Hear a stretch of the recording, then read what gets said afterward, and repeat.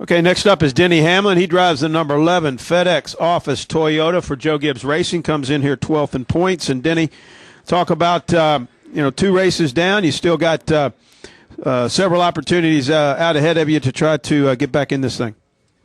Yeah, we definitely we're at a position now to where we can kind of relax and have some fun and try to win some races from here on out.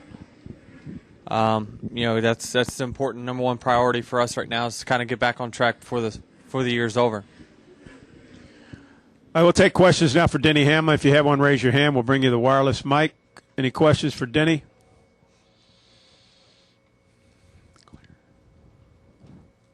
Questions for Denny Hamlin. Claire has one. If you can bring the mic down to Claire.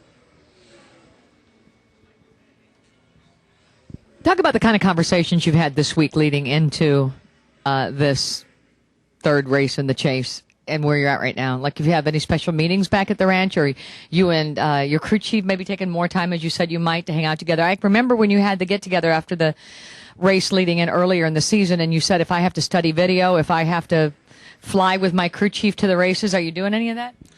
Yeah, I mean, for sure, our communication's a lot more elaborate than what it was a few months ago. So I definitely feel like we're at a good place as far as that's concerned. We're still just trying to work to get this program kind of back on track, and it's nothing that's going to happen overnight by any means. We just got to take some time to get it right, and it's going to take some on-track testing during weekends over these next 7 weeks to get it right.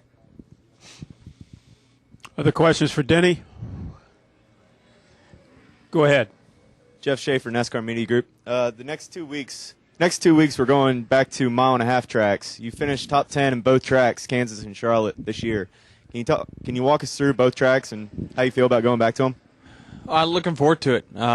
We ran really strong in the Kansas race in the spring, and really mile-and-a-halfs in general have been good to us here lately.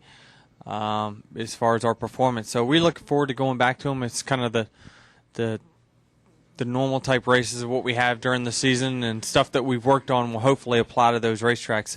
Tracks like here in New Hampshire, these past 2 weeks have been kind of one-off racetracks where you really can't get a good feel for where your program's at.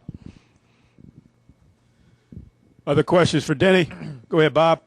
Bob Hocker, SceneDaily.com. The Phoenix test next week for you, do you view that as a test for November or a test for 2012? I would say probably 2012 more than anything for us. I mean, we've got some different packages and stuff that we're going to work on. Ultimately, we're going to go each week and try to win that given week. But, yeah, we're going to be trying wholesale stuff more so than just fine-tuning to that racetrack in specific. Go ahead. Tarek El-Bashir, Washington Post. Denny, given Tony Stewart's struggles earlier in the season, how much of a surprise is it to you and other drivers in the garage that he's been able to win the first 2 races of the chase? It's hard to call, a guy that's won a couple championships a surprise, but it looked like they were struggling going into the chase. There was a few races where they struggled, but they've got some great resources. They pull a lot from Hendrick, and obviously that team's very strong. And Tony's a good driver. He can figure it out, and obviously we see that coming too at this point. But it's so early to tell. Obviously they got a great jump start on the chase, and they've got themselves in good position. But it's still a long way to go, and I'm sure he'll tell you that.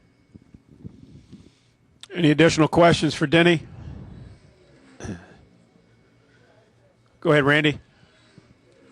Yeah, Denny, Randy Covert's Kansas City Star. You talked about Kansas, and you've won even a nationwide race there, if I remember right.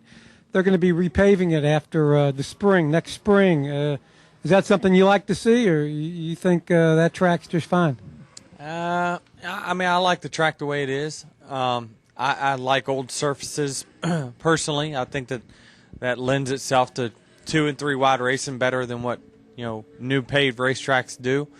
But if the track is torn up to where they can't have a race and be safe there, then they got to do what they got to do. But love going to that area. You look around the racetrack and they're building a lot of stuff around there. It's a great venue, and obviously we get a lot of fan support when we go out there. So it's a place where, you know, it's probably NASCAR's future is kind of heading out there. Right here, Mike. Mike Muller, MikeMuller.net. You haven't been leading many laps lately. You've changed engine programs. I don't know what was going on earlier. You had some problems. Can you talk about the engine program? Do you have enough speed to win races now? Not right now. I don't think so. As far as like going out and dominating any given week, I would say is not likely, but it can happen if we hit a setup. But no, we're not where we need to be by any means at this point. But you know, I see things in the future getting better. And when I say future, I say in the next 3 to 4 weeks, I see us being top 5 contenders. And then once you get there, then that leads to race wins. So for us, you know, that's our focus right now, is to get from where I feel like we're at between 10th to 15th to a top 5 every week car like we were last year. I'm just talking about speed. No, we don't have the all-out speed that we need right now. If it came out to a shootout, we would need some help. Anything else for Denny? Denny, thanks for stopping in, and wish you a lot of luck this weekend.